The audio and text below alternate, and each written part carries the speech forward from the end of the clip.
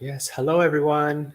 Good evening, good afternoon, good morning, wherever you may be. So nice for you to join us for Monk Chat here at Empty Cloud Buddhist Insights. I'm Bante Sanatarikari, and I'm joined by Ayavadda here with me today.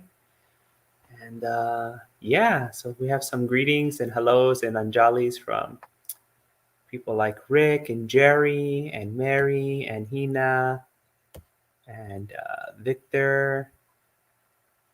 Who else? And Gita and KZ and Sarah, Victor, Liliana, Maria, Lilani. huh? Lilani. Linani, Karuna, Jayanta, Rebecca, Amy, Michael. Okay, there's questions now. I guess we'll get straight to the questions. Okay, we'll start out. I think, yes, this is the first one. Is this a question? Yes. Okay. Dear Venerables, if I am going to read the sutta from cover to cover, where should I start? Thanks. So I think she's referring to like one of the collections, right? Like Majjhima Nikaya or Digha Nikaya. Yeah. One of those four. What do you think about that? Well, if you're going to read cover to cover, it depends on how much you know about Buddhism. I mean, I would recommend just start with the Digha Nikaya. Actually, go in the traditional order: Digha Nikaya, Majjhima Nikaya, Samyutta Nikaya, and Anguttara Nikaya. But if you're really new to Buddhism, I don't know if that's a good idea, just because the Digha Nikaya can be a little bit challenging. But it's actually the Digha Nikaya starts with all the wrong views, and then it goes into other wrong views in the Buddha's gradual path and the benefits of that. And then it talks about the Buddha kind of interacting with other religions and his training, his Buddhist practices compared to others. So the Digha Nikaya, it also has the Mahaparinibbana Sutta. So if you want to understand how did the Buddhist tradition cope with the Buddha dying and what was he like as a person, so it has a lot of stuff in there. It also has some like later elements. So yeah, a lot of people don't like the Digha Nikaya, but if you want to start, like the most standard advice I think is Majjhima Nikaya, right, Yes. Bante? So maybe, yeah. I think Digha Nikaya is fine. You can skip the first sutta in the Digha Nikaya and come back to it at the end. And when you go in there, just know that most of them are stories. So there's long stories. So if you like long like stories, then you can go there. And what's good about the Digha Nikaya is that there's so much emphasis on lay people. So like even the gradual training, it's because the Buddha's given it to like newcomers. So if you're a newcomer, that might be a place for you. But it's just that some of the things like drag on for a long time and they're so repetitive, right? And there might be too much information for you to read in one sitting. So those are kind of the challenges. But yes, I think most of the time the Majjhima Nikaya is recommended because of the variety. There's so much variety. You can get a little bit of everything in the Majjhima Nikaya. But actually, I think, I started with Bhikkhu Bodhi's anthology where he kind of guides you through it. So I think that's a good way to set up. And then from there, go straight into the Majjhima Nikaya, Digha Nikaya, and things like that. It's called in the Buddha's what? Words? Or the words, the Buddha's words. in the Buddha's words. Yeah. So that's a good place to start. Yeah. Another thing I would just add about this, because I think it's reading cover to cover is good, but actually it's also just to give some like advertisement for reading thematically is also good, because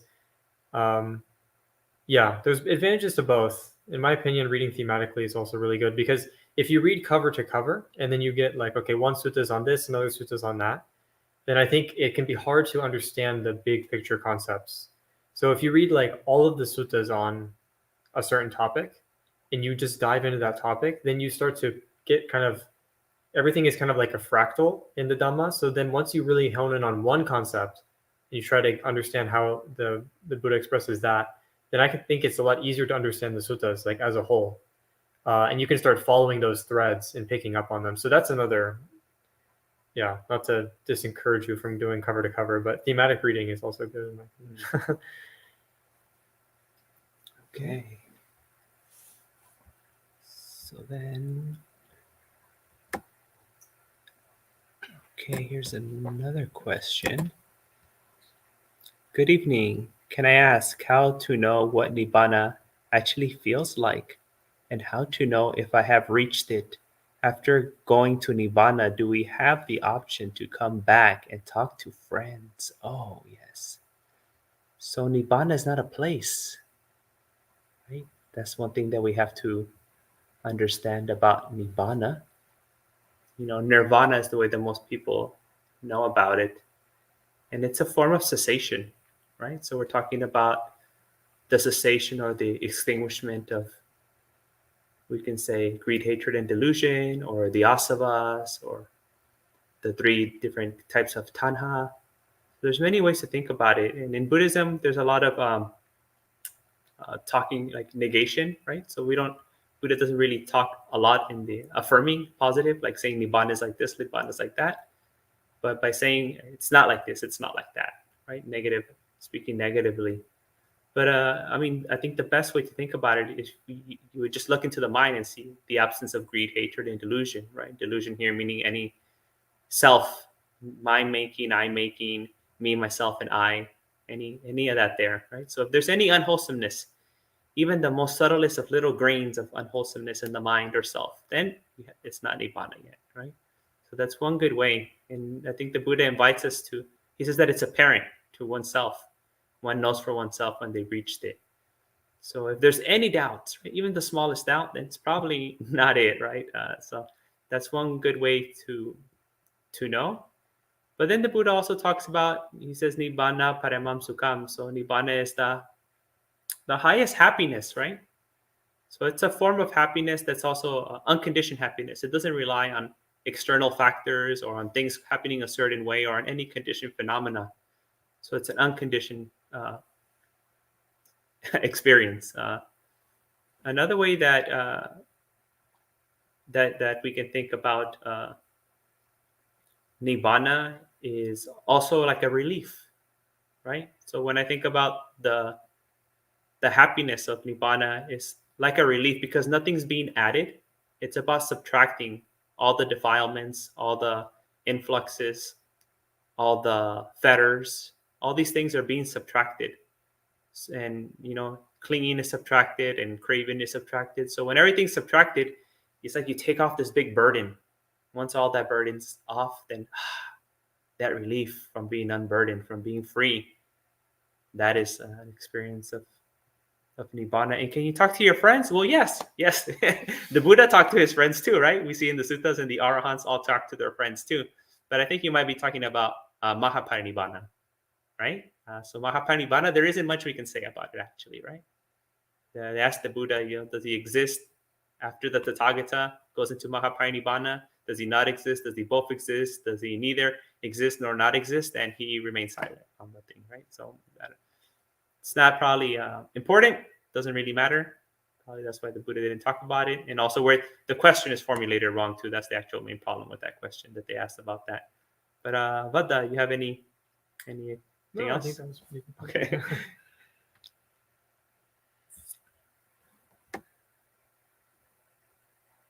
Okay, here we go. Another question from Jerry. How do dispassion and the Brahma Viharas interact? How does one develop both? Vada? Okay. Well, okay. So yeah, dispassion is the end of craving, and craving is what stops us from having boundless loving kindness, boundless compassion, boundless joy for others, and also equanimity. So you could say that dispassion is the obstacle to the Brahma Viharas. I'm sorry, not dispassion. Passion is the obstacle to the Brahma Viharas. So dispassion is the removing of any obstacle. So if someone has uh, the less passion that someone has, the easier the Brahma Viharas should be for them, right? And I think that that's also maybe part of what your question is maybe coming from, is the idea that when some like dispassion is cold and apathetic, and things like metta and karuna are just too feely attached to the world to be dispassionate, and that like there's an idea as well that you know dispassion looks like kind of just going off and being alone and meditating, right, and not really caring, not being caught up in the world. But that is just not the case, right? Dispassion includes dispassion towards personal preference, right? So the idea like, oh, I I don't care about all this. I don't want to deal with all this. This is not my problem. All of that is also passion, right? It's a kind of avoidance, not being able to face problems. So not being able to handle dukkha. And dispassion is the letting go of dukkha. It's letting go of the burden. So dispassion shouldn't be a conflict with the Brahma Viharas. It should actually be a means to have better access to the Brahma Viharas, right? And if we even want to practice a little bit, we have to have some dispassion, right? We have to have dispassion towards anger. We have to let go of that passion of liking and disliking and wanting and not wanting and hating and desiring, right? So dispassion is letting go of that. And then in terms of equanimity, the fourth Brahma Vihara, I think it's clear how dispassion would align with that, right? Because equanimity is really when the mind is very balanced, and dispassion is again this freedom of the mind from attachment and grasping. So equanimity is one result of that. But so is metta. And then in terms of how do the Brahma Viharas help us cultivate dispassion, I would say that, for example, a very common practice, people might feel jealous or they might feel like they want what other people have. And one of the prescriptions that is given for that is the practice of mudita, right? The practice of rejoicing. So not thinking, oh, I want what that person has, but just rejoicing, oh, it's so beautiful that there's this happiness. It doesn't matter if it's me or if it's my happiness or if it's their happiness. Just rejoicing in that. And that lets go of passion for what other people have. And also cruelty and anger. As I said, cultivating metta and karuna, these also will help remove the passions of cruelty and anger. So dispassion cultivates the Brahma Viharas, and the Brahma Viharas can help move us towards this passion. But obviously, what I will say is that technically speaking, the Brahma Viharas are, in and of themselves, they can't induce liberation, right? But dispassion is the condition for liberation. Like the Buddha says that the best of all dhammas, both conditioned and unconditioned, is dispassion. So dispassion, technically, speaking, it's a little bit higher than the Brahma Viharas. But the reason I'm hesitant to say that is precisely because of this kind of dichotomy that people want to make between them. So yeah, so that's helpful. That's good. Yeah. Okay, we got a two-parter here, I think. KZ says, Dear Venerables, I have two questions. First, did the Buddha tell how karma works for a human to be born in a certain pair of parents in this life? And another question is, if the parents are abusive to the kids because the kids harm the parents, or maybe, that really scrolled fast down. Okay, because they harm the parents or maybe grandparents in previous lives. I can't think of a sutta where the Buddha has a sutta specifically on like why you're reborn to certain parents. Like when he talks about parents, why you're reborn to them. Just like family, caste. Oh yeah, there is the ones about it's not really yes, parents per se. Yes, not parents per se. But I think all of these questions are besides the point. Like how is this going to help you overcome greed, hatred, and delusion, right? How is this going to help you cultivate the 7 factors of awakening? How is this going to help you let go of clinging to the 5 aggregates, right? How is this going to help you? Just at a very mundane level, how does this increase your dana parami, right? The first step, like the benefits of dana.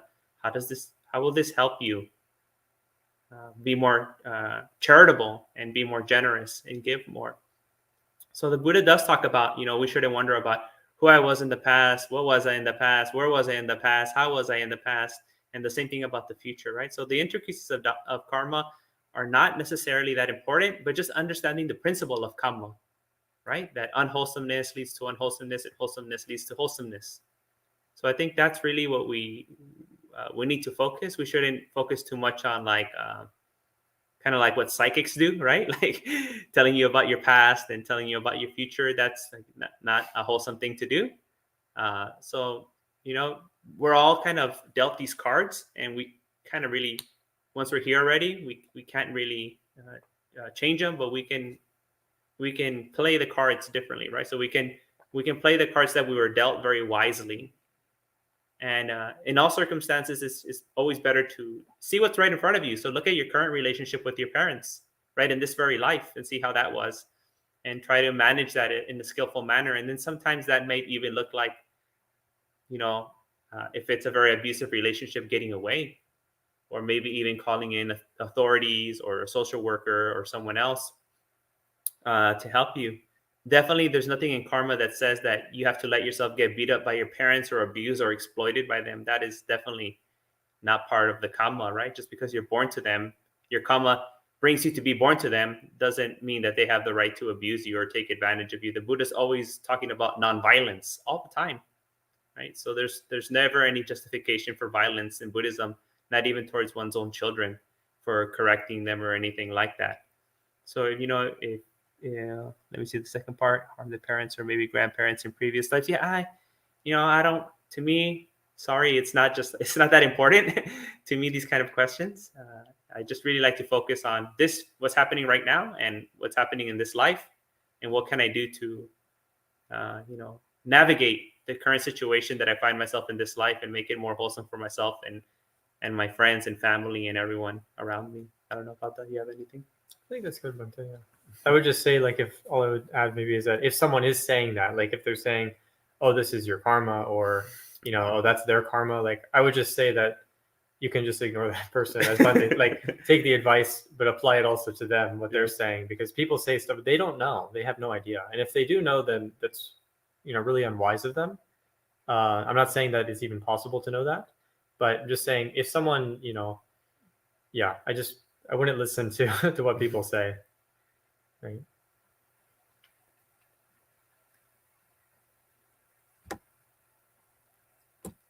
Okay, here's another question. Flower says, in intimate relationships, I always need a lot of attention from the other person. Is this a type of attachment, or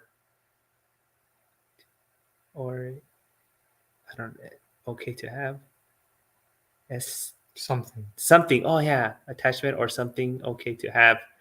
How to overcome? I always need a lot of attention.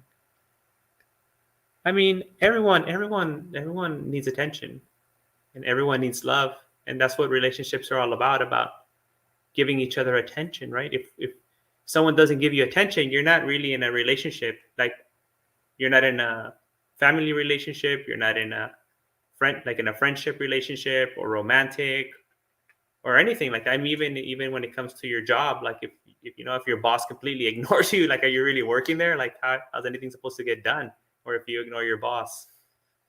So we might be talking about, maybe needing so much attention where it's not good for oneself. It's not a realistic expectation where the level of attention that we need actually brings us more suffering, or it brings the other people around the suffering because we demand so much attention, right? So yeah, a lot of attention. In certain occasions, people need a lot of attention. If someone's going through grief, they need a lot of attention. So that's okay. If they're a baby, they need a lot of attention. That's okay, right? If someone's sick and they need taken care of, they need a lot of attention. So it all depends on the context, right? So, and then people have different measures of attention. So maybe sometimes we don't match up with other people, right? That doesn't mean that you need too much. You just have a different level of a need, and maybe there's someone else, right, who can match that too, who can provide a little bit more attention. So it's not necessarily a bad thing to want more attention or anything like that, but we have to look at always at the results, right, of this attention that we need, and try to work with our need for attention in such a way that it doesn't cause more suffering for ourselves uh, and others. So that's the way I would work for this. But it's not necessarily a bad thing inherently to need attention. But no? Yeah, it's like one of the aharas, right? One of the nutriments. Okay, next one, Nate. Dear Bantes, how to dissolve and reconcile the traumatic childhood memories due to physical and mental violence from one's parents? Thank you. Advice may be provided. Ah, how to dissolve and reconcile traumatic childhood memories due to physical. I mean, the first thing that comes to mind is you should find a mental health professional, and a good place to talk about things like this is in therapy with someone who has a lot of experience with working with trauma or adverse childhood experiences, right? So that's that would be my first suggestion, and then another, maybe find a group who have been through similar things, and sometimes when we find similar people, we will hear their stories, find inspiration, or find solutions or different ways to navigate these different situations. I'm very hesitant to give any Dhamma advice, because in some cases I think just these the Dhamma can be grasped wrongly, as the Buddha said, like the snake, right? The Dhamma is like the snake. If you grab it from the tail, the snake will turn around and bite you. You need to grab the Dhamma like the snake from the head. So I personally try to avoid giving any Dhamma advice on these situations, because I've seen in my experience sometimes some bypassing, so using religion or spirituality or Buddhism as a way to bypass. So I hope that you can understand why I'm hesitant to say anything, and I really recommend that you see a professional in the mental health field to work through this.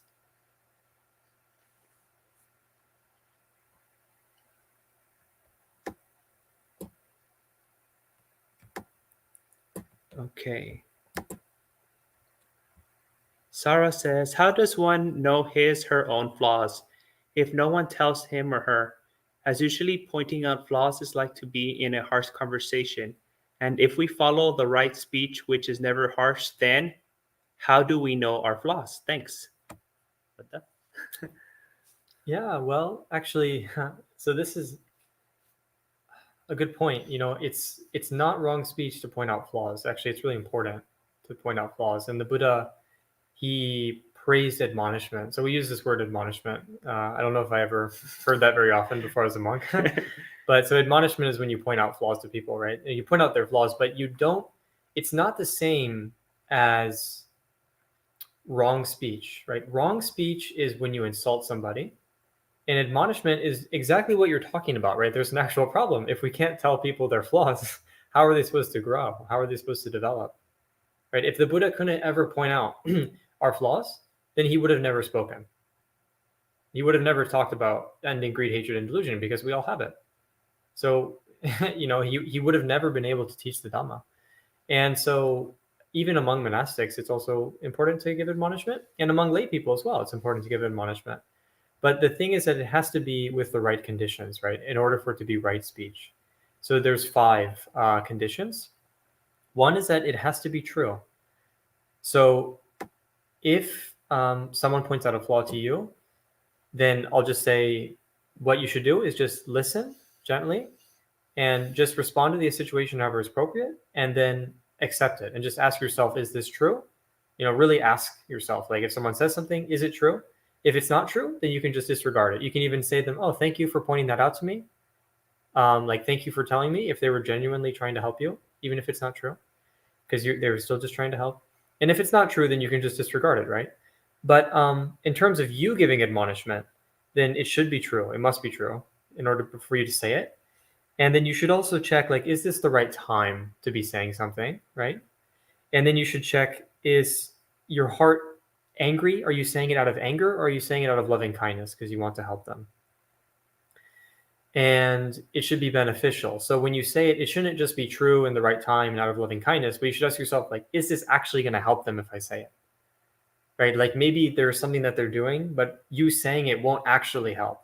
Maybe they can't change right now. Like, maybe they have a certain trait or a certain situation that they're in where, yeah, it's true. Yeah, you're saying it out of kindness. Yeah, it's a good time, but no, it's not beneficial because they just couldn't, right now it's not they're not able to change, right?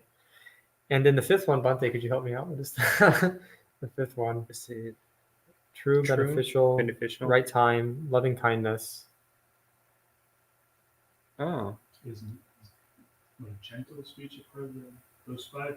Well, yeah, maybe not harsh. I guess I was thinking loving kindness as part of that. But yeah, maybe we can say that for now. I might not be remembering one. Yeah. But saying it not harshly is included. But Technically, actually, the Buddha does sometimes speak harshly. That's not, but anyway. Only 3 of them, I think, are actually all the time necessary, and the Yeah. other 2 are like, we'll make it better. Yeah, metta is extra. Yeah. Okay, anyway. But the point being is that I think that's enough. And there's a 5th one probably, but those, if you have all those, it's probably pretty good. And so the point is, yeah, it's okay to point out flaws. And how do we grow without pointing out flaws? Well, we should constantly check ourselves. Is what I'm doing skillful or unskillful? Is it wholesome or unwholesome? Before we do something, before we say something, before we think something, during and after, we should be checking if it's skillful or unskillful. And we should also regularly ask our spiritual friends, do you have any advice for me? Right? That we should ask people, like, is there anything that you've seen? People that you trust, who you know are wise and sensible and ethical. So yeah, that's what I would say for how do we know our flaws, and also how do other people know their flaws. You can tell them if they're spiritual friends, if it's the right time and it's beneficial and everything. You can point it out to them. But it just has to be the right time also means knowing that they will receive it in a way that's helpful. Right? Like if you know that if I say this, they will not receive it well, then there's really no point in saying it. You should have a conversation before about maybe giving admonishment, but you shouldn't give admonishment if they won't receive. Okay, so now we have Lily, who says, sickness has been torturing me for many years. Various symptoms made it difficult for me to do things that I used to be able to easily accomplish.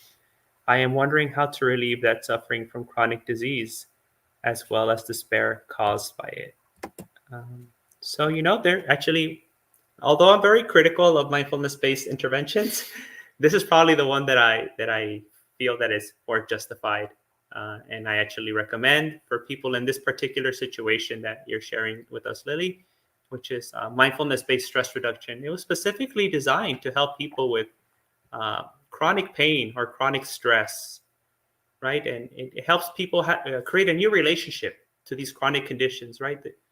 There's no foreseeable relief from that physical part, right? From that disease.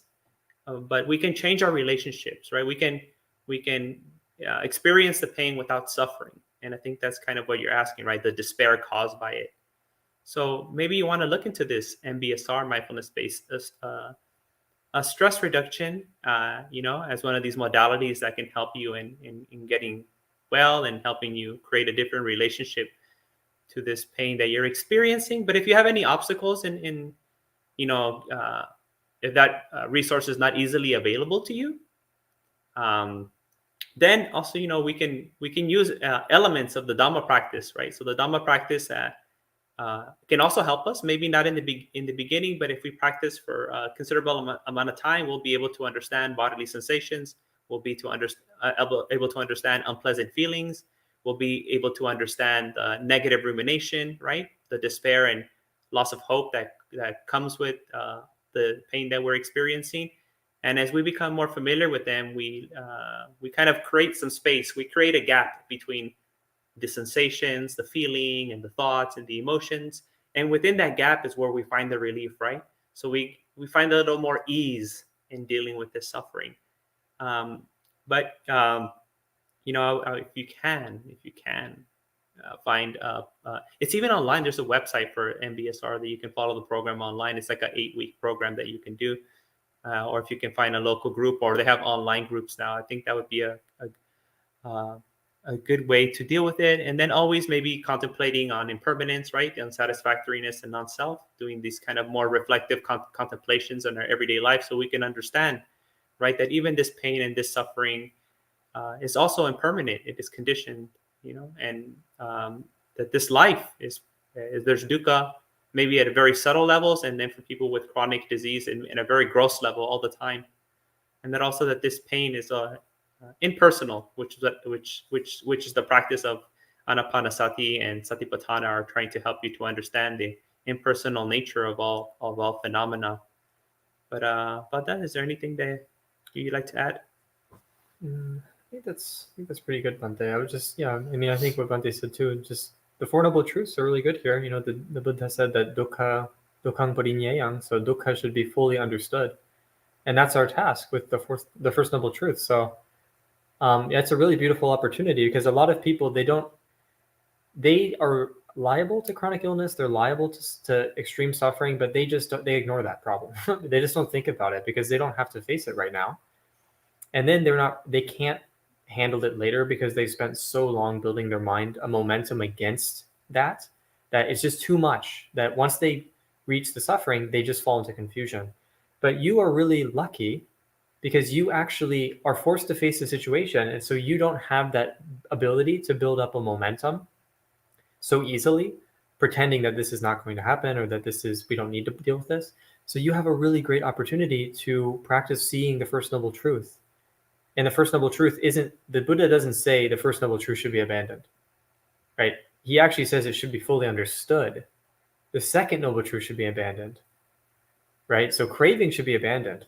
But we can't, if our attitude is towards the situation in life, if our attitude is to abandon it, then it will be out of aversion. So we have to think that we'll understand it in order to abandon craving.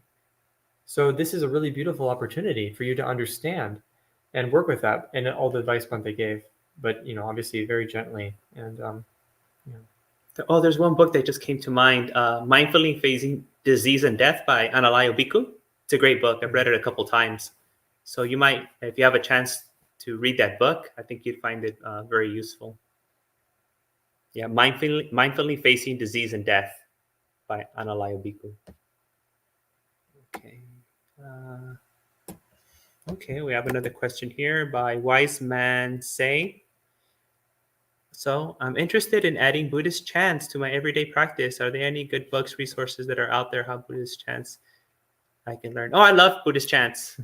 It's awesome. It's like one of my favorite practices. And in the beginning, it was so difficult for me because as a Buddhist monk, I had to do the chantings over and over and over again. And then people kept coming for blessings and blessings. And I love giving blessings. But when you have to do them 3 or 4 times a day, it feels like you're putting on a show, right? Like you got a routine. Oh, we got the 10 o'clock show in the morning and the 12 o'clock show in the daytime, 2 o'clock show in the evening. You feel like a performer. And it would just bother me so much. And I started getting some aversion towards the chanting. So then I really started focusing on understanding more the chanting, right? And trying to become better. And as I became better at the chanting and I understood it more, it became more pleasant. So when I was just doing it to do it, it wasn't that fun. But when I started, being curious about the chanting, it became more fun. And then after about 5 years of practicing chanting, I had this really weird experience when I went to Madrid for like the 3rd retreat I did in Madrid in Spanish. And then this one, we usually said, oh, like meditation retreat. And then I was over that and I was like, we're just going to call them Buddhist retreats. I'm tired of this meditation retreat kind of thing, making it too secular. Like I'm here to teach Buddhism. So we're just going to call it a Buddhist retreat. It's not a meditation retreat. So then I put in the schedule that we're going to have morning chanting and evening chanting. And then when we did the first chanting, we did it in Pali and then we did it in Spanish. And when people were starting in Spanish, I felt like I was the chant leader, right? Because everyone's there doesn't know how to do it. I started choking up. And I was like, what's going on here? And I just felt hot, like so hot. And I couldn't speak. And then my eyes started tearing. And I was like, oh, wow. I'm crying. I'm like, oh, this is touching me. This is so beautiful. And I just stayed quiet and I was listening to them chant. And then they stopped because they noticed that I stopped. And everyone was just quiet. And I said, I'm sorry. I said, this is so beautiful. Like, I love it. Like, and I started crying and I had a moment for a few minutes there. And I was like, this is amazing. I was like, we're chanting in Pali in Spain. And then we're saying it in Spanish too. Like, oh, the Dhamma's coming to, Spanish speakers in a Spanish country. Like, this is an amazing thing that's happening. So all of that just kind of like got me. And I was like, wow, that's probably one of the top peak experiences I've had in my life, of like rejoicing in the chanting and people joining me in the chanting and sharing the Dhamma in Spanish language. So I give that as an example of the potential of chanting, right? Chanting can lead to like a lot of joy, so much joy and happiness. And I think here it's even right to use the word rapture, like this kind of, like just so much happiness and just being overwhelmed by the power of the Dhamma and the impact that we can have on people's lives and on the world. So, I would just start with learning the basic chantings like homage to the Buddha and learning the 3 refuge, 5 precepts, and doing the regular like morning chanting, evening chanting. And then from there, you can move on to like an easy sutta like Karaniya Metta Sutta because it's really short. And then Mahamangala Sutta. And then you can go to Ratana Sutta. And I say these 3 because these are the 3 most common suttas that are chanted, right? So Karaniya Metta Sutta, Mahamangala Sutta, Ratana Sutta. So a good book, the one I like is one by Bante Gunaratana, and it's an orange book, and it's his chanting book. And it's on Amazon, and I know it's here somewhere on those shelves over there. So if you can get Banteji's book on chanting, that's a really good one. Bada, do you know any good books for chanting? I don't have anyone in particular. Yeah. I usually chant, like, if I want to chant the sutta, I'll just get the sutta and print it out or try to memorize it or something. So, yeah. And if you can do it in the morning or right before bed, I think those are the best times. Like in the morning, you set the mood for the rest of the day. And then in the evening, you set the mood to go to sleep calm and peacefully.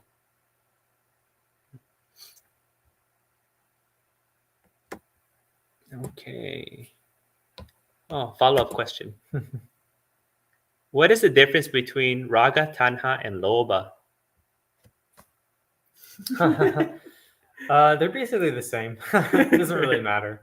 It's just words. Like, they're just synonyms. You also see this in Pali, like a list of synonyms in the suttas. And actually, I'm not going to make an argument about, I don't know if people actually do this, but it's possible that someone might think like, oh, they each have an individual meaning. Like, I need to figure out what's the secret, like the unique part of each one. But what people don't understand is actually the reason that there's all these synonyms in lists like that is because in a tradition where it's memorized and recited, it's much easier to maintain the meaning if you have a string of the same word that mean the same thing. And also, if someone doesn't understand, or the dialect is different, or if one is forgotten, you'll still have the basic meaning preserved. So a lot of times in the suttas, like if you see a bunch of words that mean the same thing, they actually literally mean the same thing. Like, there might be a little bit of difference in there. Sometimes there are subtle differences, but like with these 3, they all basically mean the same thing. The only thing I can maybe point to you is like tanha is used special because it's the second noble truth. It's used as the second noble truth. So that word is preserved for like especially that, but it doesn't mean something different per se. It's just that like greed, for example, lobha and raga, they're kind of like one aspect of tanha, which can also include anger, for example, is included within the second noble truth. So yeah, that's kind of the only main difference I would make, is that craving is usually preserved for the second noble truth, which includes all the mental defilements. Whereas lobha and raga are more specific mental defilements, but they do basically mean the same thing as craving. Yeah. Okay. Oh, we have a Buddhist monk. Hello. Yeah. Arnu Chi, Venerable. I'm not familiar with that type of name. I don't know where it's from. Okay. Is that a question or not? I see a question mark. Okay. It says, my life path has been designed by my parents since I was very young, and I feel like I have always been living a life that they've wanted me to. Now I have a decent job, but I don't really like it. Want to do things I'm really passionate about, but have lost the energy to change, and I feel a little hopeless. What can I do to turn this around? It's a lot about parents, Bante. A lot of parents. People. Yeah, well, this is my karma for talking about parents for the last 5 weeks. And you get all the problems with parents, to experience the vipaka. I did the karma, so now I got to experience the results. Okay. Let me just look at it again because it's kind of long. So this reminds me of a talk that I gave today at lunch, Donna, right? About recognizing the unique opportunity that we have in this life. One, as being born as a human, how rare it is in this samsara. Out of all the possible beings in existence throughout the universe, right? You're born as a human being. So you have the opportunity to both experience dukkha and sukha, right? Pain and happiness. Not only that, but you're born in a time where the Dhamma is available. Not only is the Dhamma available, but you have access to it. You know it. That's why you're here with us today, right? So you're a very fortunate person. You have the right conditions, right, for practicing Dhamma and for awakening and for liberation and for you to make changes in your life. Now, the changes may not happen in the way you probably expect them to happen, or they may not happen at the rate or frequency that you're hoping for them to happen. But there's where the practice of patience comes in. But I just want you to know that it's never too late to make changes, right? And also, it's not going to be easy, right? It's not going to be easy, and it takes time, and there might be a lot of challenges in this process, and there might be more pain. So also, don't go past your threshold when you make these changes. But I just really want you to know that you do have the opportunity to change. You're born in this rare human condition. You're born during the time that there's Dhamma, during the time of the sasana. And you also have access to it, and you're practicing it, right? And you're listening to the Dhamma. So you have so many good qualities right now that are available to you for you to practice. So now just use your own discernment, use your wisdom and your intelligence to be able to focus on these, right? Instead of there's a lot of negative factors all the time, but thinking negatively is in focusing on all these negative things, it's not going to inspire us and motivate us to make changes. So focus on those things that you have, in your life. Maybe there's other things you have in your life. Maybe you have some friends, maybe you have health, maybe you're really into a hobby. Focus into those things that are positive and use those things like the Dhamma to fuel you to make these changes. That you want to make. I mean, there was monks who ordained very old age during the time of the Buddha and became arahants, right? They thought that was it. Like, I'm an old person, I'm decrepit, and my teeth are falling out, and I have a hunchback, and they became monks. In the last minute, they reached liberation. There was many people who in the suttas who at their last moments before dying, right, even though they weren't old, maybe they were sick or something else happened, they also reached liberation. So it's never too late. It's never too late to reach liberation or to make changes in our life. I mean, even Devadatta, right? He changed his mind at the very end, and he was doing all kinds of nasty things, right? So we have so many examples of changes. We have Angulimala, who was a mass murderer, and he was able to change. So many changes, right, that happened in the suttas that we can see. And in this very life, if we look online, you'll see these stories of people who are remarkable people who have gone through such difficult adversities and have been able to overcome. And then there's all the people that we don't know who have also been able to change their life, right? Those unknown heroes in the world who have been able to overcome these adversities. So I just want you to focus on that, and then just do the best that you can right now, right? And also have patience and understanding and practice self-compassion while you try to make these changes. Yeah, I think that's good.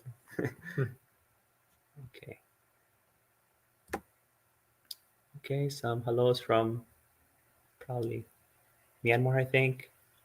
Okay, that is a question, I think. Okay, here we go. Sarah says, how much minimum meditation time a day is recommended for an adult to maintain a good cultivation progress? Zen answer, please. All day. That's the Zen answer. Yeah. Whatever works. I remember there was an interview with a Zen priest in Italy, I think. She was a Zen priest. And it was something like, they asked her, how much time do you spend meditating? She was like, what a stupid question to ask.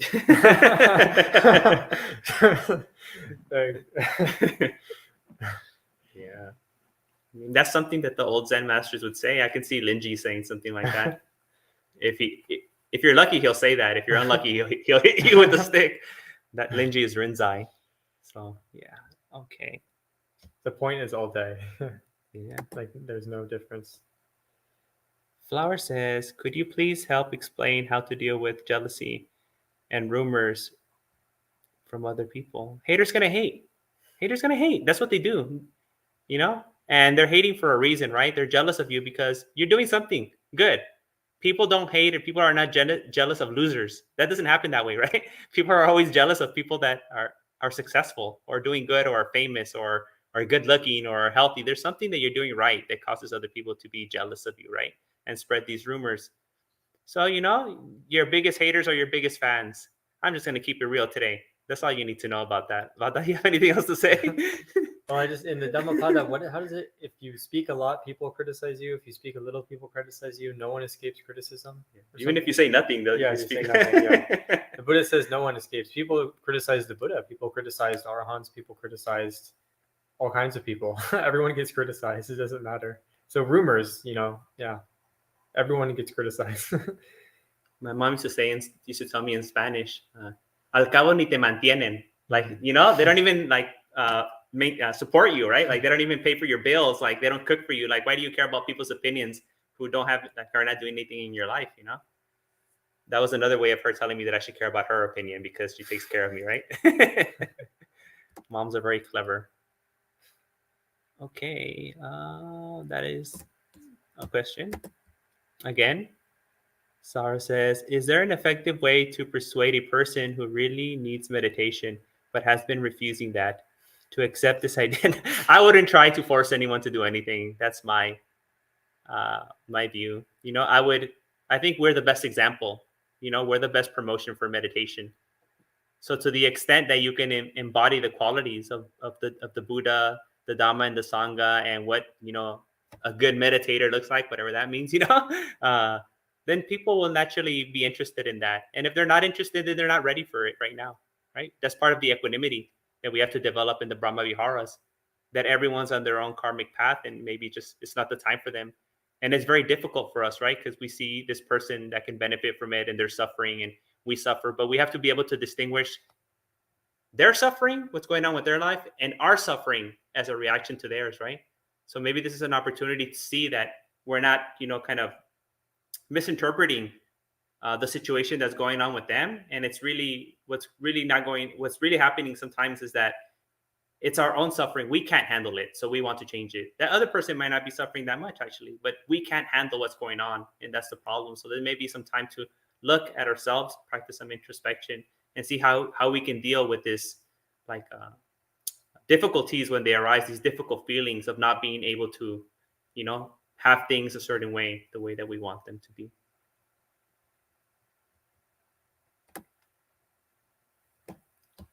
Is that a question? Yes. Yeah, okay. Vlad says, hi, I want to know what it would to accept the precepts and vows. Maybe what it would take. What it would take. Yeah. Is there a course that I need to take, and what is the point of taking them? How can I? Oh, you can take them right now in your home.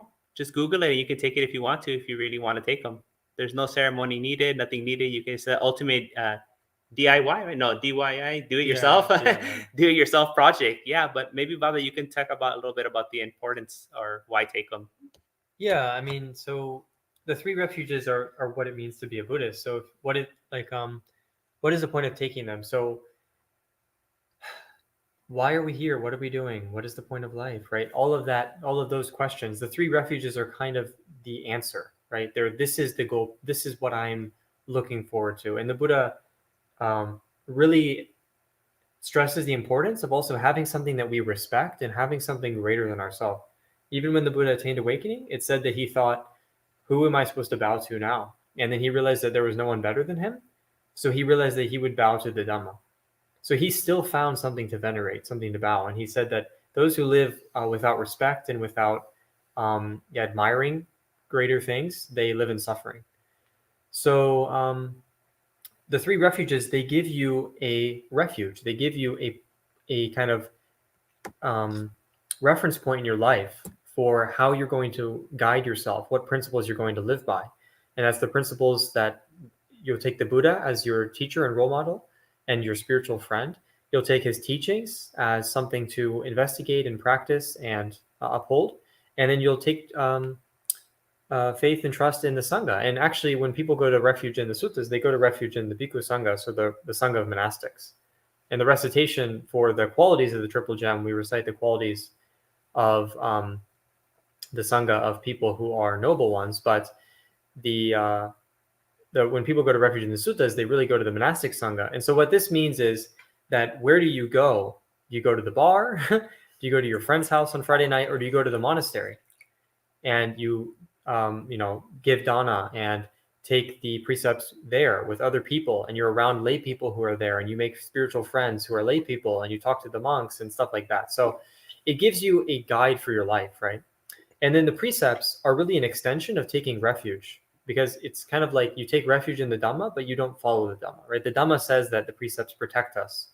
So we should, if we really take refuge, then that means also following the principles of the Dhamma, which for the Buddha, really at the very least, is the 5 precepts, right? Or at least taking the, doing our best to follow ethical principles. So, and the benefits of those are you have a good reputation because people think you're a good person. You think you're a good person, so you feel happy and confident and safe. You don't have regret and remorse at your deathbed, right? When it's time to go, you'll feel happy looking back on your life. And also you'll be making good karma, which means that whenever you're reborn, you'll be building the conditions for happiness in the future. And so those are some of the benefits of following ethical principles, right? There's benefits in this life, and there's also benefits in the next life. And also, what are the benefits of not following ethical principles? They're much, much worse, right? They build up selfishness and hatred, and that narrows the mind. But the precepts make our mind more wide and open and generous and kind and bright. And we like that, right? So those are the benefits. The refuges give us refuge in life so that we actually have goalposts and respect and direction. And the precepts are our basic way of measuring our practice, right? At least we're following the precepts. So we can tell ourselves that, right? Maybe you're not meditating. Maybe you're not going to the monastery. Maybe you're not talking to other practitioners. You're not studying, contemplating the Dhamma. You don't understand anything. But if you're following the 5 precepts and you have taken refuge, you can know, like, oh, I'm living a good life. I'm living a principled life. So yeah, those are some of the benefits. So we have our friend here, Hasanta, shared the 5 what is it? Requirements for the. Spoken gently is the 5th one. Yeah. And then here's the other one. Yeah, spoken gently. Yeah, spoken gently. Yeah. Thank you, Asanta. Okay. We're doing good on the questions today. Yay! All right. She has a question. Hasanta has a question. Okay, meditation is such an important component of the Eightfold Path. Why do we think there's so little instruction in the suttas? I don't think there's little instruction in the suttas. Actually, I've never thought of it that it has little instruction. I've never thought that it's little instruction. Have you? Yeah. Yeah. I've heard this question before too. I kind of understand it. Yeah, because I feel like to me, maybe what they're asking is like today, someone could give like hours and hours, like all the books could be filled with meditation manuals, but for the Buddha, it's like the 16 steps of mindfulness of breathing is the most detail he gives for meditation technique. Mm-hmm. So I feel like that's maybe like people think of technique and like meditation in that way. I feel like to me, that's the way that I would answer this kind of question, at least, is like a lot of times meditation technique is what people tend to think about. But to me, the Buddha, what he really gave was one, like if you look at his advice on meditation, we talked about the Digha Nikaya, he gives the gradual training.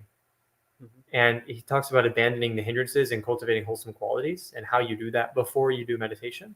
And then he also talks about conditions that starve the hindrances or feed the awakening factors.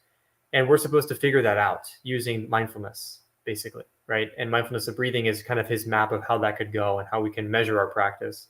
So to me, the reason he doesn't give the details is because we're looking in the wrong place. Like he's giving the details about how to purify your mind. That's what meditation is. Like it's not a technique.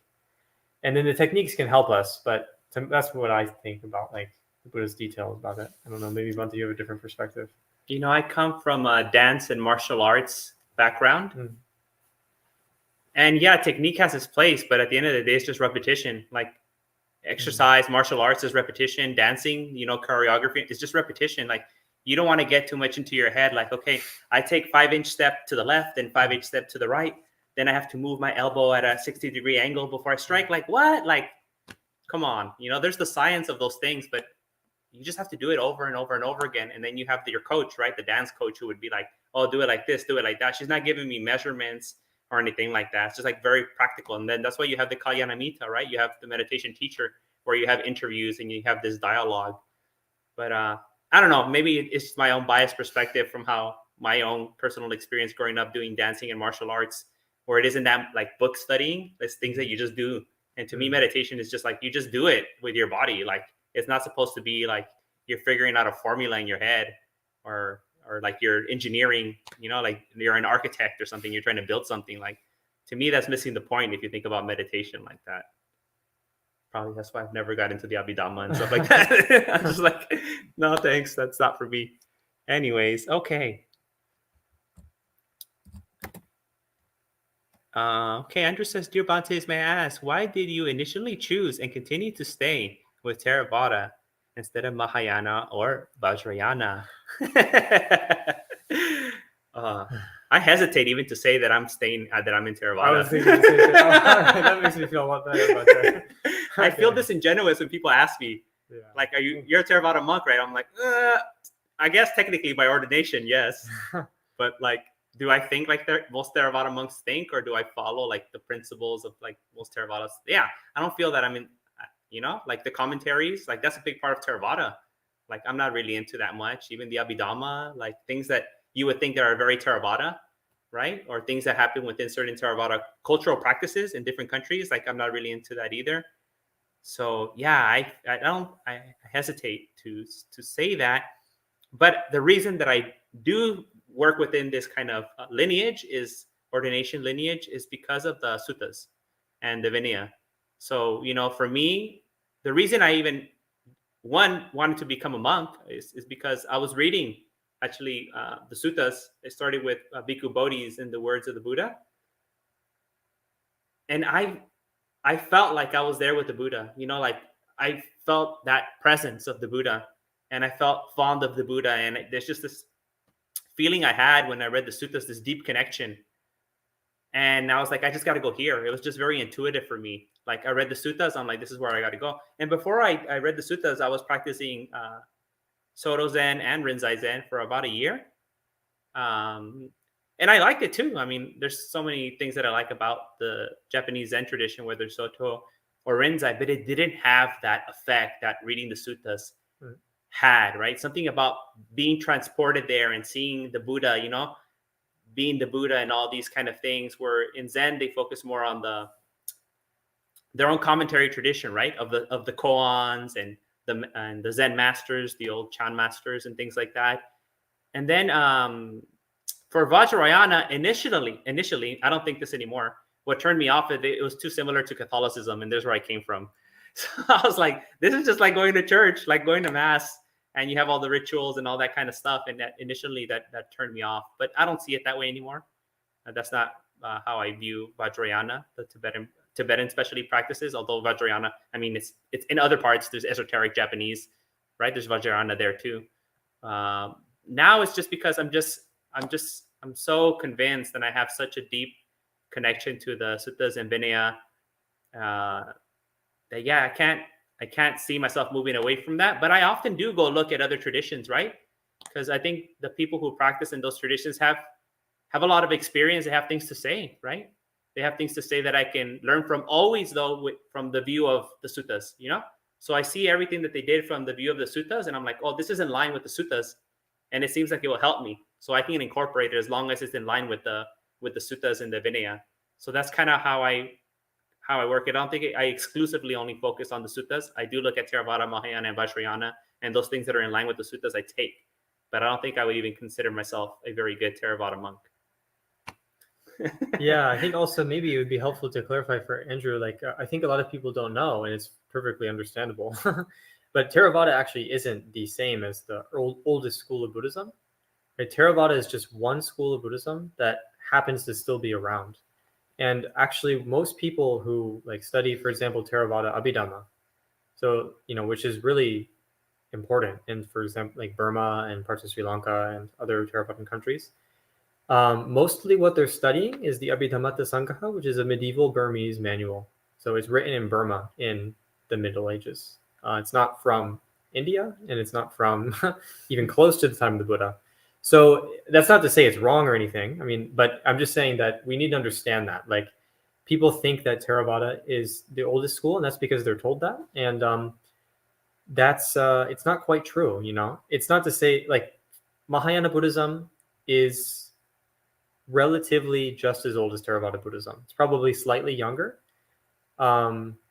But basically, when Theravada Buddhism, we could say around when it went to Sri Lanka, that was maybe a couple hundred years later, and you already have Mahayana Sutras appearing in the archaeological record. So, which means they were around before then, right? Because that's when we have written documents, like well before we have written documents of Theravada Sutras. So Mahayana was around for a while. And also there's many, many types of Mahayana. And Theravada includes a lot of Mahayana ideology, right? So all of the idea of the just so much of Mahayana, what we think of as Mahayana, it's actually included in Theravada. And so what's really unique, I think, with Mahayana, maybe people think like prajnaparamita and emptiness. And I actually think that that's the correct exegesis. Like I think that the prajnaparamita people, I think they understood much better than the Theravadins what the Buddha was talking about in terms of emptiness. In terms of Theravada, like it's believed that Dhammas have inherent existence, or that Dhammas have some kind of inherent essence to them, and that they are ultimate realities. And I don't think that the Buddha taught that the Dhammas have ultimate realities. It's just my humble opinion on it. So to me, actually, there are certain Mahayana sutras which I would consider more accurate analyses of what the suttas say than the Theravada tradition. But also, there's many Mahayana sutras that I don't necessarily think that the Buddha taught them, right? Or I don't necessarily think they're authentic. Like, oh, the Buddha literally said this. And I also, like Bhante said, for me, it's the Vinaya and also the suttas are in this tradition. That's where they're really preserved. And I think that Theravada has a better understanding. Like in Mahayana, they do have the suttas and they do appreciate them, but they're kind of seen from the light of the historical thing. Like, oh, that's the Hinayana sutras. And so it's just a little bit different if you're in a Mahayana tradition. It's not that you can't read or practice them, but the way that they understand them, the way that most people relate to them, it's just not really a vehicle for the suttas, right? Because it's the greater vehicle, right? It's a different vehicle. So they kind of moved away from that. So to me, Theravada it tends to be closer in some ways, but I also think that like Theravadan people who are really anti-Mahayana, there's a lot of Mahayana hate. You think that Hinayana, Mahayana people don't like Theravadan? I would say it's much more the opposite way. Like Theravadins are much more aggressive towards Mahayanists, I think, in my experience, at least. My limited experience is that Mahayanists, they try to be inclusive. Like they say like, oh, we don't use the word Hinayana. It's more common. So I think we should remove the sectarianism. It's like we all are inheritors of this Buddhist tradition and we all incorporate late elements. This is the latest Buddhism that exists, this live stream, live happening right now, the latest Buddhism. So we should just be, I think that, for me, it's kind of recognizing that and understanding that even within the Theravada tradition, there are so many different interpretations. Within the Mahayana tradition, there are so many different interpretations. Like there could be more disagreement within Theravada than between the Theravadan and a Mahayana person. So for me, that's why Theravada is just kind of a particular vehicle that's conducive towards closer to what the Buddha's kind of monastic life looked like and stuff like that. But Okay, so now we have Richard. Richard says, question, lustful thoughts arise in my meditation quite often. I don't know if being kind to them and let them be, or if tirelessly contemplate the drawbacks of sensuality instead. Thanks. So I would invite you to think about, right, or to do an inventory of what you do off the cushion. So when I was deployed, I don't know why. I don't really know why. I just thought it would be a good idea to practice brahmacharya, like restraining myself from any sexual activity when I was overseas. And then my friends would tell me like, oh, how can you do that? Like everyone out here is pleasing themselves, because they don't have their partners or anyone to mess around with. And how can you do that? I said, it's very easy. I just don't do what you guys are doing. And they said, well, what are we doing? I was like, you guys are always watching, like, we're talking to guys, most of them straight. Like, you're always watching girls. You're watching all these sexy movies and watching, adult content and all this stuff. And you're looking at pictures and you're thinking about it. Like, of course, lust is going to arise in the mind if that's what you're dedicating, like, so much time to. It just makes sense, like, and then that's why you would do the next thing that you did. So, sometimes what arises in the cushion is the mind letting us know what we're doing off the cushion, right? So if there's anger, because we've been harboring anger off the cushion. if there's lust, because we're harboring lust off the cushion, right? So I'd like to invite you, instead of telling you like some technique about how to work with lust, just look at your everyday life. How are you living your life, and what are those things that are, conditioning or fueling your lust, and try to slowly, move away from those things. I mean, social media is a big thing that takes people into lust, and movies and music and all these kind of things. So maybe we want to kind of live a more simple life away from all this kind of entertainment that brings lustful thoughts to our mind. And then naturally the mind, since you're not feeding it, lust won't come up as often in the mind, and it'll be a lot easier to deal with. But definitely, if you're dedicating a lot of your attention and time to things that feed lust, guess what? It's gonna come up in the meditation. It's gonna be very difficult. So that's kind of my advice, to kind of try to look at your life and do an inventory. About that, do you have anything else? Good advice. Yeah, those guys in Iraq and Afghanistan. All right. Oops. Yeah, I went down too far. We're doing pretty good. Yeah. Okay, Rick says, Bante, did the Buddha lay out the causes and conditions that lead us to remain discontented? I wonder what conditions I may be creating to sustain being discontented. And then there's another question, but it's different. Did the Buddha lay out the causes and conditions that lead to discontentment? I mean, he definitely talked about discontentment.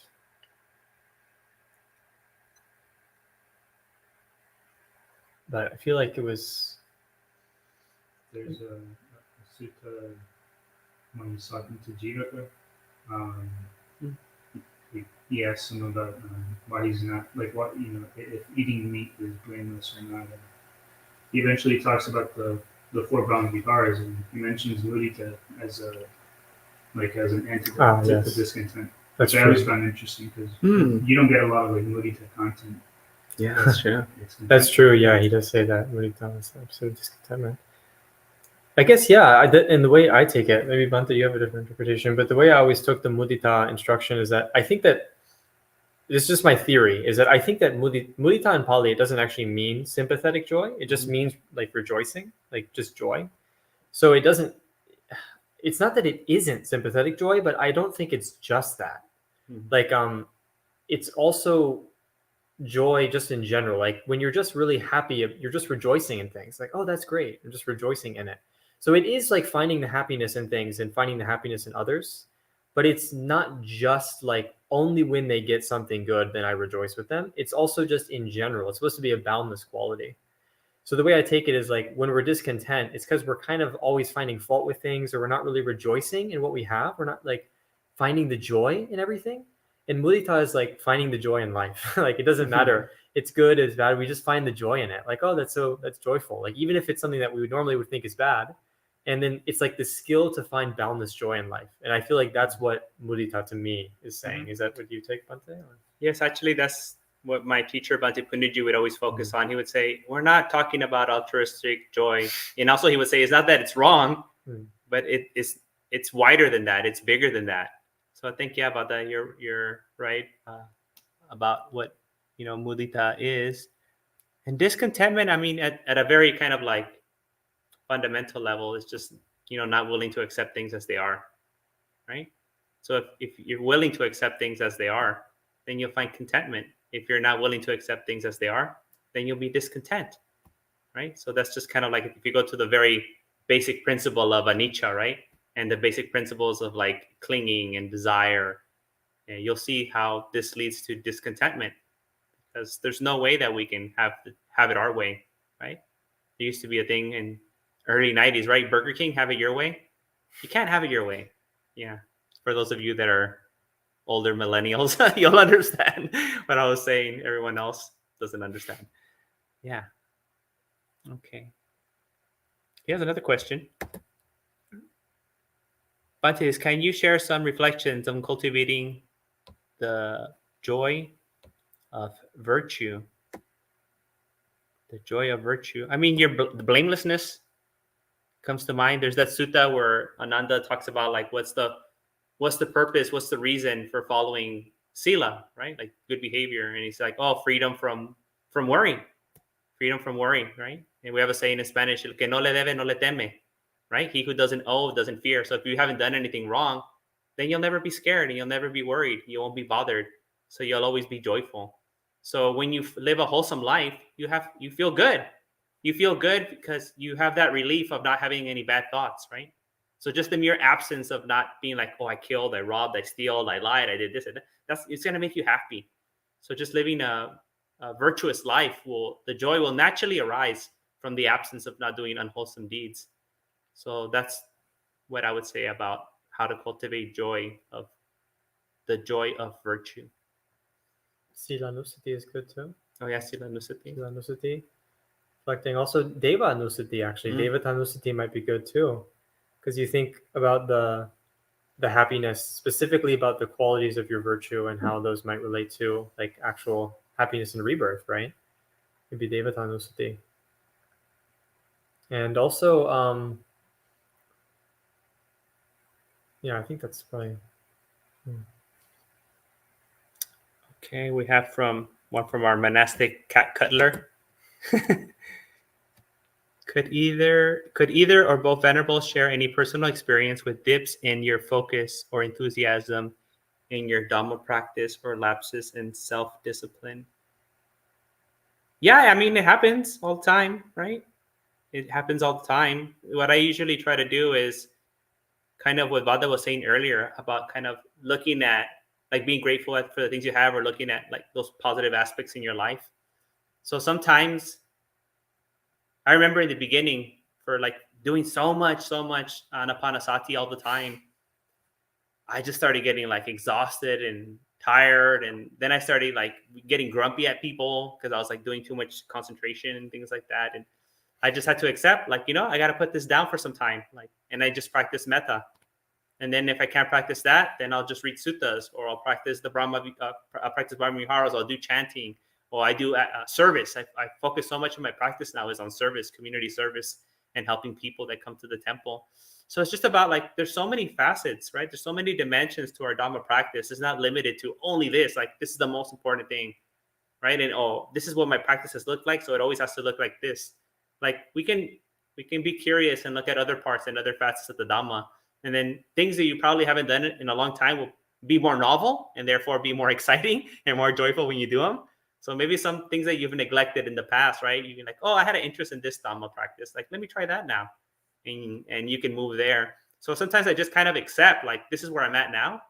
And I can't really progress here. So I need to like cultivate another Dhamma practice. And that's because I always think of myself as an avatar, like in an RPG game, right? And I have all these different like strength, speed, stamina, all these different levels and stuff like that. And I'm like, well, if I can't level up on strength, then I'm going to level up on speed right now. And if I can't level up on speed, I'll level up on my stamina or something like that. So that's kind of how I try to work with it. So if I ever do find myself in a dip, I'm like, okay, I'm going to work on this other part right now. Oda? Yeah, I think the same thing. I mean, I feel like for me, I've noticed a pattern of like, I'll have different levels of, so I get very like hyper focused on certain topics for periods of time, and then I'll lose interest in that, right? So, but like days, weeks, months, it could be hours. It just depends on the type of this depends. And so what I've noticed is that like I just accept that, and I think about it like what Bhante Sanatha Vihara is saying is that okay, maybe at this time, like I'm really interested in studying this aspect, and then maybe a week from now, I'm not interested in that right now. But it doesn't mean that I'm like, but I accept that that's just a natural pattern. And I'll do something else. So maybe this, and it can be different types of things. It could be like all the different aspects of Dhamma practice, right? So yeah, so what I've just started to accept is like, okay, maybe I'm going to be developing these qualities and not so much these qualities. Or maybe I'm going to be taking the time to like setting aside other things, but for the benefit that this will bring me. And then afterwards I can feel like, okay, I've accomplished that and I've done that. Trying to keep it within, obviously within what's wholesome. So like, if I feel that, I don't know. Yeah, I don't know if I have much more to add, but I'll just say like, kind of trying to find those outlets. Like I think also Karuna, we never got to a question that I remembered a while ago. This I feel like is related, which is like, should we study the Visuddhimagga? And I feel like it's so good to do different things, try different practices of meditation. It doesn't have to be the same meditation you know. Try a different type of meditation. Read other texts, read other traditions, read this and that, and contemplate and discuss and try to look at Dhamma in a different way, you know? So I feel like all of those things we can do, and we can apply our practice in different ways, and then just using that as an outlet, I feel like has been my kind of way for steering that kind of enthusiasm.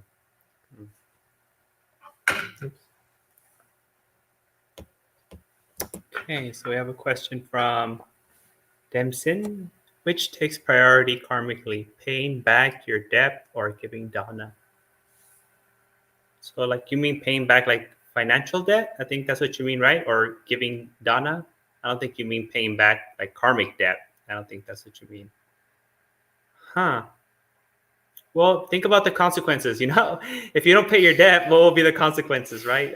So yeah, we have. I think we should be very pragmatic, right? I think that's why even if you haven't paid off your debt, you can't ordain, right? That's one of the things. You can't be in debt to get the upasampada, the higher ordination.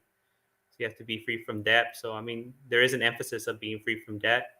So yeah, I mean, just give to the extent that you can, right? And you don't want to be delinquent and end up getting like sued and thrown in jail or whatever. Like, please, be very pragmatic about your practice.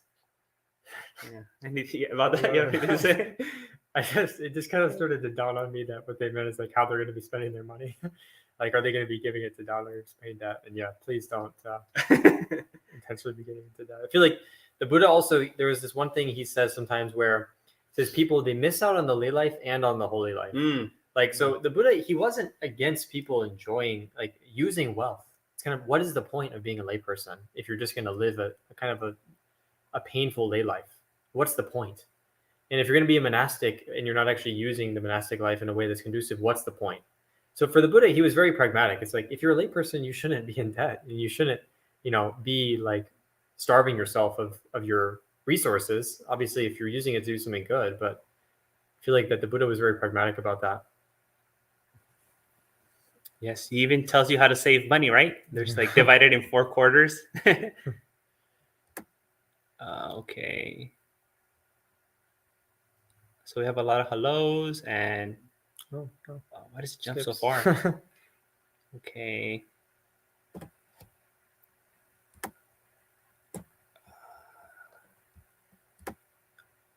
That's not a question. Well, they're talking to each other in the chat, I think. Oh, I love monk chat. I want to highlight this because it's so nice.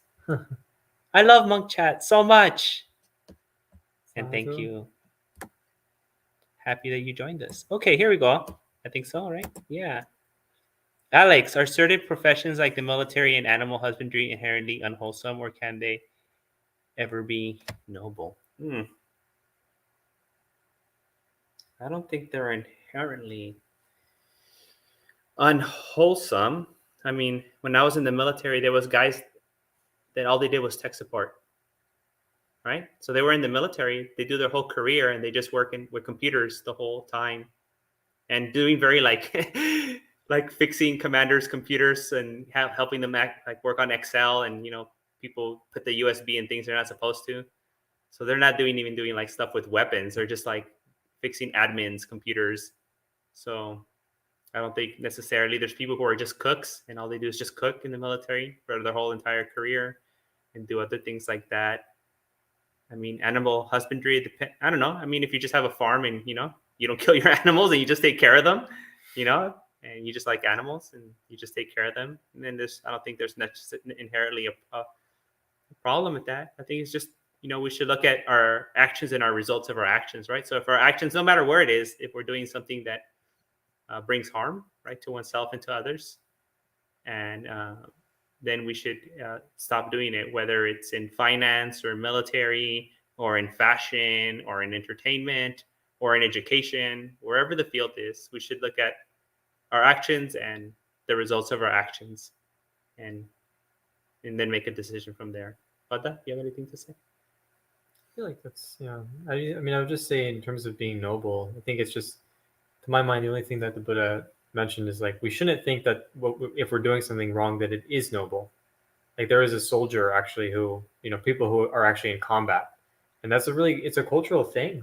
People think like that people who fight that they're doing something noble, and it's not to say that their intention is like it's not the same as someone who's doing it out of like there's different degrees, right? There's different intentions that go into it. We can't simplify it, but the Buddha was pretty clear. Like it's not, it's not noble to kill for your country. It's not noble to do that. So as long as we don't think that, like in terms of, or like it's not noble to feed your country by doing like running a slaughterhouse. Like it's not noble to to do those types of jobs, even though we might feel like we're doing something good.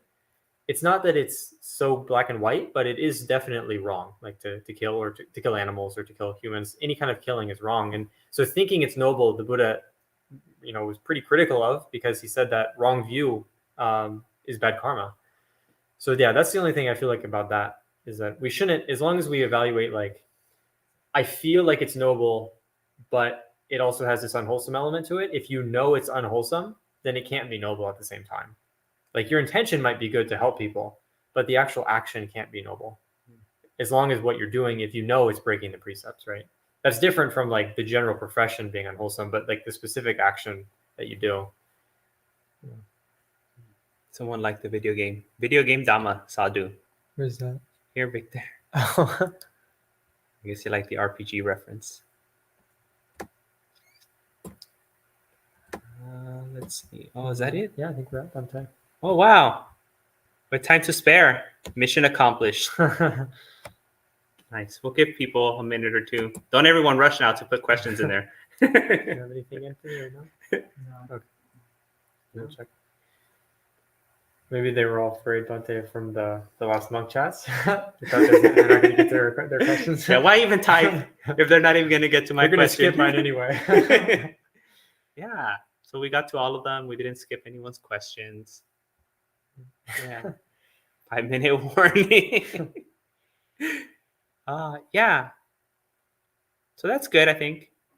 That's good. Thank you so much for joining us. And we invite you to join us tomorrow if you're in the area at Empty Cloud, right, for our evening program starting from 6 to 7:30. And then we have our Sunday program from 1 to 4 in the afternoon. You're welcome to join us. And then remember to like, share, subscribe, comment on these videos. It really helps for the algorithm. We got to do it all for the algorithm now. Get out there and we can share the Dhamma for the benefit of the many. Remember that Dhamma Dana, you can do Dhamma Dana, which is the highest of all giving, right?